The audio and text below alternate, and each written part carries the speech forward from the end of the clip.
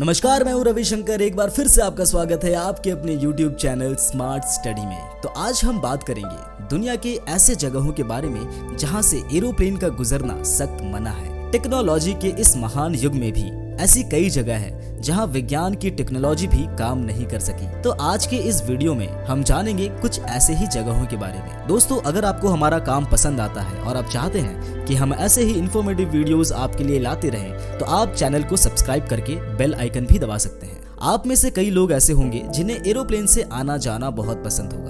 ऊपर से दिखती हसीन वादियां, सफेद बादल और नीले आसमान के बीच उड़ते पंछी, ऐसा नजारा देखने में बड़ा ही दिलकश लगता है। पर क्या कभी आपने ये सोचा है कि कुछ ऐसी जगह भी हो सकती है जिसके ऊपर से हवाई जहाज का जाना बिल्कुल सख्त मना है। इन जगहों में से नंबर 1 पर आता है बरमूडा ट्रायंगल। बरमूडा ट्रायंगल दुनिया के फेमस रहस्यमय जगहों में से एक है। यह नॉर्थ अटलांटिक ओशियन में स्थित है। अमेरिका के फ्लोरिडा, प्यूर्टो रिको और बरमूडा आइलैंड को अगर हम एक लाइन से खींचकर जोड़ देते हैं तो एक ट्रायंगल बनता है जिसे हम बरमूडा ट्रायंगल कहते हैं। बरमूडा ट्रायंगल को रहस्यमय होने की वजह से कई प्लेन गायब होने की रिपोर्ट आई है। बहुत से लोगों का ये भी मानना है कि बरमूडा ट्रायंगल में हवाई जहाजों और विमानों के गायब होने के पीछे का रीजन इलेक्ट्रोमैग्नेटिक क्षेत्र, ज्वालामुखी गतिविधियां, तेजी से बदलता मौसम और कठोर समुद्री हवा जैसे तूफान है। 1945 में एक अमेरिकी नौसेना जो बहते समुद्र में प्रैक्टिस कर रहे थे और वो अचानक गायब हो गए। उस प्लेन में 14 मेंबर थे जो कभी नहीं मिले। इसका एक और एग्जाम्पल है। 4 मार्च 1918 को यूएसएस साइक्लोप्स नामक जहाज गायब हो गया था। USS cyclops United state navy में सेवा कर रहा था। ये जहाज बारबाडोस से माल्टीमोर तक जा रहा था और बरमूडा ट्रायंगल के पास से गुजर रहा था, लेकिन इसके बाद ही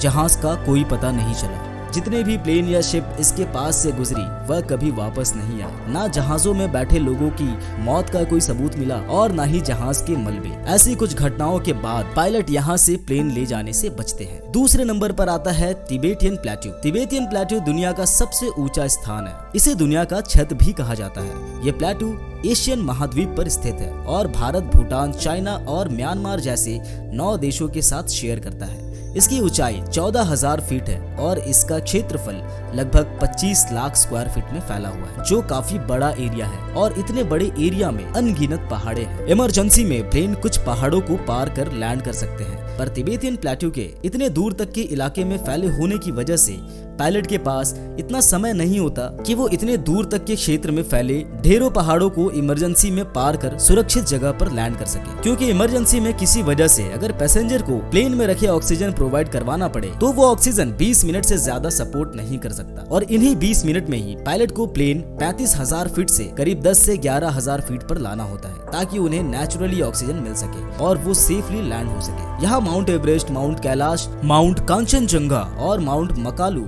जैसे ऊंचे ऊंचे पहाड़ पाए जाते हैं। माउंट एवरेस्ट के नजदीक होने की वजह से यहाँ हवा के दबाव ज्यादा होता है और ऑक्सीजन की मात्रा बिल्कुल कम, और हवा की गति तेज होने के कारण प्लेन डिसबैलेंस हो सकता है। यहाँ मौसम भी बहुत जल्दी बदलता रहता है। ऐसे में मौसम की सही जानकारी न होने पर प्लेन के लिए खतरा हो सकता है। हिमालय के आसपास रहने वाले लोगों की संख्या भी काफी कम होती है और रेडार सर्विस ना के बराबर होती है, जिससे पायलट को कम्युनिकेट करने में परेशानी होती है। यहाँ की हवाई पट्टी भी इतनी संकीर्ण होती है कि अभी तक सिर्फ 8 ही पायलट ऐसे हैं जो यहाँ लैंड कर सके हैं। इन सब कारणों की वजह से तिबेटियन प्लेट्यू के ऊपर से प्लेन गुजारना खतरों से खाली नहीं होता। तीसरे नंबर पर आता है वोल्केनो। वोल्केनो के ऊपर से प्लेन नहीं जाते हैं क्योंकि यह बहुत खतरनाक हो सकता है। जब एक वोल्केनो फटता है तो उसमें से बहुत सारे गर्म गैस और लावा निकलता है जो काफी ऊंचाई तक जाता है। वोल्केनो ऐश क्लाउड प्रोड्यूस करती है जिसमें चट्टान की पार्टिकल्स और वोल्केनिक कांच की छोटे छोटे टुकड़े शामिल होते हैं।